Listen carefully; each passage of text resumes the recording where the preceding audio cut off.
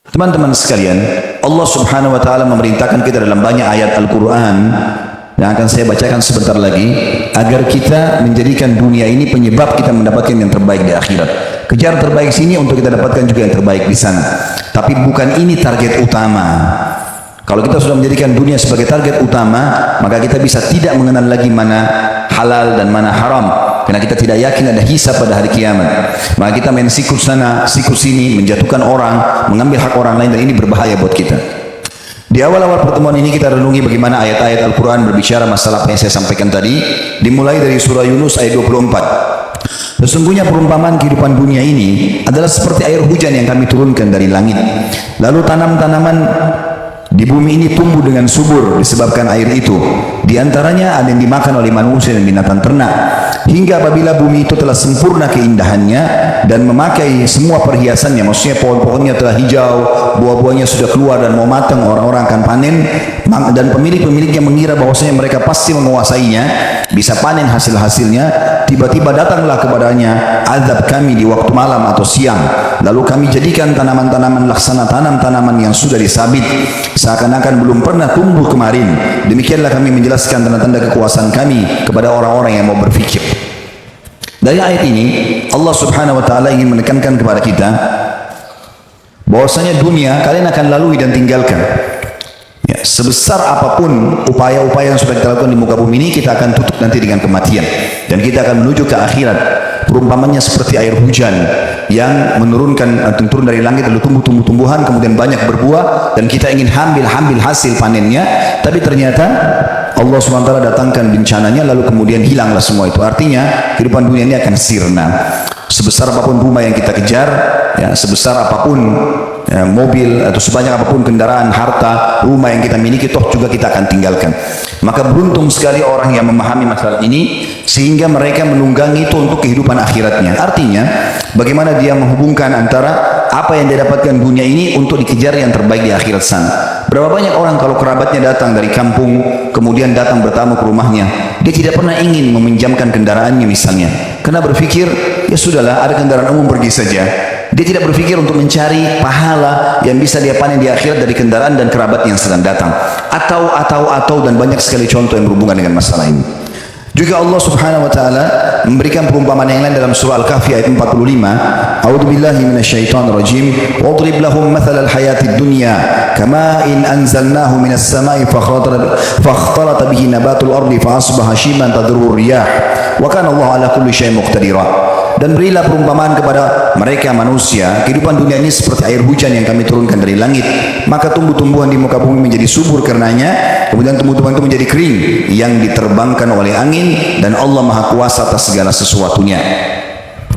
Dan cukup banyak ayat-ayat Al-Quran yang berhubungan dengan masalah ini yang menjelaskan tentang masalah akhirat atau masalah dunia.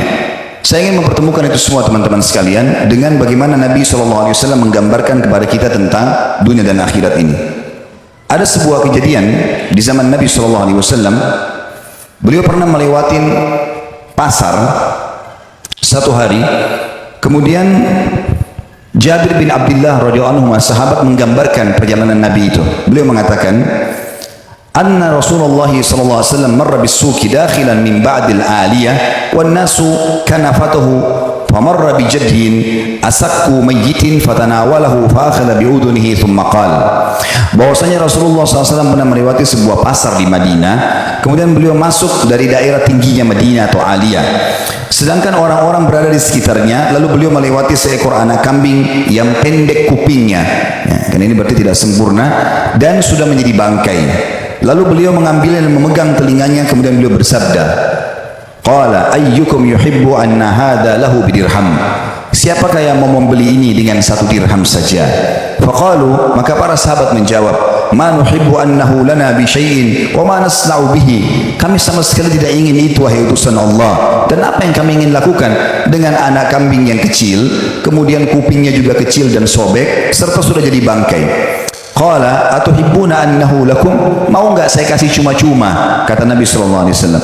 Qalu wallahi law kana hayyan kana aiban fihi. Demi Allah ya Rasulullah, kalau seandainya kambing ini masih hidup, sungguh ada aib padanya. Li'annahu asak fa kaifa wa huwa mayyit? Karena kupingnya kecil dan sudah sobek. Maka bagaimana kalau sudah jadi bangkai? Faqal, maka Nabi SAW berkata, dan ini pesan yang Nabi ingin sampaikan. Fawallahi lad dunya ahwanu 'ala Allah min hadza 'alaikum. Ketahuilah bahwasanya dunia lebih hina ya di sisinya Allah, dunia itu dibandingkan bangkai ini di pandangan kalian. Dunia ini teman-teman kita jadikan sebagai penyebab kita untuk mendapatkan yang terbaik di akhirat. Dan ketahuilah yang di akhirat jauh lebih baik, jauh lebih sempurna. Allah menyebutkan dalam banyak ayatnya. Di sebagaimana sudah kita sering baca dalam surah Al-A'la. A'udzu billahi minasyaitonir rajim. Bal tu'thiruna al-hayatad dunya wal akhiratu khairun wa abqa. Sayangnya kata Allah, kalian sibuk dengan kehidupan dunia kalian dan kalian lupa ada akhirat yang jauh lebih baik dan lebih kekal. Teman-teman sekalian, juga dalam hadis yang lain Nabi SAW mengingatkan kepada kita, wallahi mad dunya fil akhirati illa mithlu ma yaj'al ahadikum isba'ahu hadhihi wa asyara Yahya bi sabbaba bis sabbaba fil yammi falyanzur bima tarjib. Demi Allah kata Nabi SAW, perumpamaan dunia yang kalian kejar ini dibandingkan dengan akhirat hanya seperti jari kalian yang kalian celupkan di lautan, kemudian kalian angkat dan lihatlah apa yang dikembalikan oleh jari kalian itu. Teman-teman sekalian, disebutkan atau digambarkan oleh para ulama, kalau kita pernah makan makanan yang enak, minum minuman yang enak di muka bumi ini, kemudian kita pernah menggunakan pakaian, kita pernah melihat pemandangan yang indah, kita pernah melihat paras wajah, postur tubuh yang bagus, maka semua itu kita sudah cukup jadikan sebagai sebuah kebanggaan. Kalau ada orang tampan atau cantik sekali, atau badannya bagus, atau segala macam, kita sudah jadikan sebagai sebuah kebanggaan. Maka coba renungi itu dengan apa yang Nabi SAW sampaikan. Beliau mengatakan, sesungguhnya tadi hadisnya, dunia ini dibandingkan akhirat hanya seperti jari telunjuk yang dicelupkan ke lautan kemudian diangkat. Maka lihatlah air apa atau berapa tetes air yang tertinggal di jari tersebut. Dan ini menggambarkan teman-teman sekalian bagaimana ya dunia itu hanya kita lalui saja.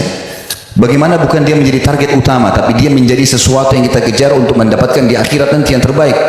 Pernah satu kali Nabi SAW sedang di rumah, kemudian beliau didatangi oleh Umar bin Khattab radhiyallahu anhu.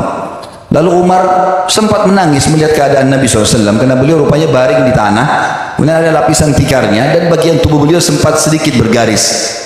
Maka Umar bin Khattab menangis melihat Nabi SAW lalu mengatakan, ya Rasulullah. Kata Nabi SAW, kenapa kau nangis ya Umar? Ya Rasulullah, sesungguhnya Kaisar Romawi, ya, kemudian Kisra Persia, raja-raja mereka, Najasyi di Afrika, mereka punya dayang-dayang mengipas-ipas mereka terus dipan-dipan yang empuk, gitu kan? Makanan-makanan yang empuk, buah-buahan yang banyak, sementara anda sendiri seperti ini, anda adalah Nabi dan Raja kami.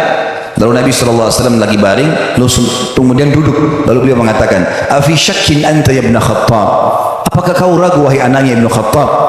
Sesungguhnya kita memiliki akhirat dan mereka memiliki dunia, ya. Kita targetnya adalah akhirat, bukan ini, gitu. Kemudian Nabi SAW mengatakan, ketahuilah bahwa seandainya kalau dunia ini punya nilai di sisi Allah Subhanahu Wa Taala, maka dia hanya akan senilai dengan sayap seekor lalat saja. Maka tidak ada nilainya, gitu. Sebagaimana kita tahu dunia ini kita laluin generasi demi generasi sama. Berapa banyak orang sebelum kita, subhanallah, yang sama dengan kita, ya. Mereka juga laki-laki, kalau kita laki-laki sini, perempuan juga ada perempuan sama dari rahim seorang perempuan, kemudian anak-anak punya angan-angan bermain-main, remaja punya angan-angan berumah tangga, kemudian menikah, kemudian punya anak, dan tua kemudian meninggal dunia, gitu kan. Orang yang cerdas adalah orang yang memikirkan, oh kalau ini semua akan saya lalui, bagaimana saya tunggangi ini untuk menuju kepada akhirat.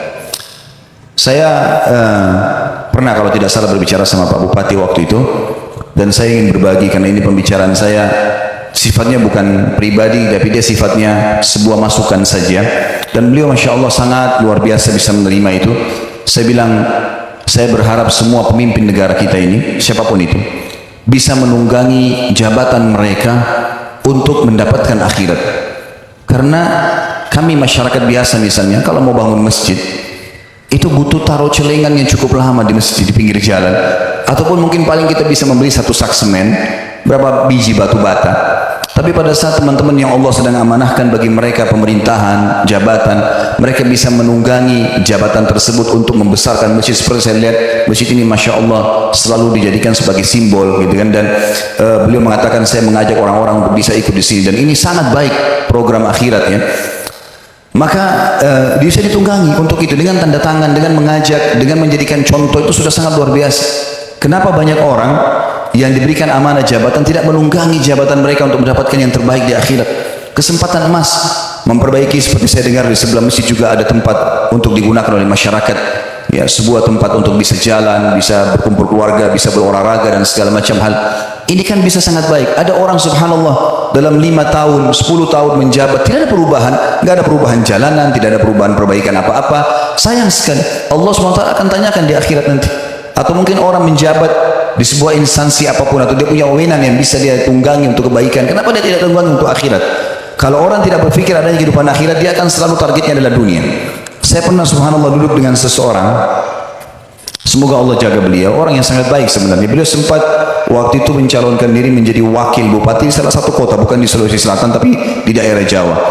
Kemudian saya sempat tanya sama dia, saya bilang, Pak, saya ingin bertanya, karena saya juga sering menghadapi masyarakat, saya jadikan kadang-kadang pengalaman dalam berdiskusi atau berbicara untuk menjadi bahan ceramah. Dia bilang, ya silakan Ustaz, kebetulan dia tetangga saya di Jakarta Timur. Kemudian saya bilang, kenapa kebanyakan pejabat-pejabat kita tidak berpikir dalam 5 tahun mereka menjabat, mereka jadikan itu sebagai amal jariah mereka? Saya bicara muslim dengan muslim. Maka pada saat itu saya bilang, kenapa tidak berpikir dalam 5 tahun itu bisa ya untuk mendapatkan sesuatu yang baik di akhirat sana? Ya mungkin seperti masjid ini, insya Allah luar biasa kalau orang sampai kita meninggal pun akan terus dipakai oleh orang sholat, gitu kan. Sama dengan fasilitas masyarakat, sekolah, rumah sakit, apa saja. Maka dia bilang sama saya, mungkin yang Ustaz pikirin berhubungan dengan masalah agama, tidak semua muslim pikirkan itu. Kalau saya bicara dengan alam saya, maka saya menganggap kalau saya menjabat 2 tahun setengah pertama, saya berpikir untuk mengembalikan semua apa yang pernah saya keluarkan. Kemudian 2 tahun setengah ke depan, saya berpikir untuk kampanye yang baru. Sehingga tidak pernah berpikir untuk menjadikan ini sebagai amal jariah. Maka saya bilang itu sayang sekali. Bagaimana seorang muslim semestinya bisa menunggangi itu demi untuk kebaikan-kebaikan dia pribadi dan juga untuk masyarakat.